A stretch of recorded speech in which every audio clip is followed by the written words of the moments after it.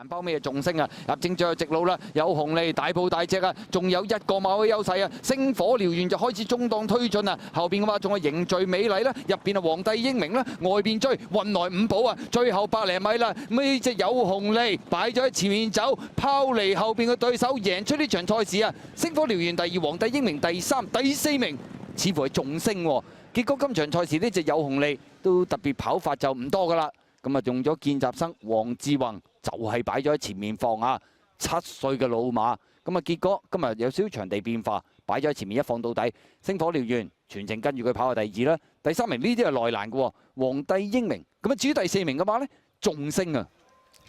減啲7磅真係好使好用啊！有紅利，翻嚟個姿態都贏甩㗎，6 win 啊已經。跑第二名星火燎原，第3名落班嘅皇帝英明又偉大一隻嘞噃。跑第4名早段都脫節嘅呢匹仲升，哇！真係度撲上嚟啊！好犀利啊！呢隻仲升啊60倍。不過運來五波啊跑錯晒嘅真係，尾子喎轉大彎，呢個慢咗。喺外邊啊追啲又好似又。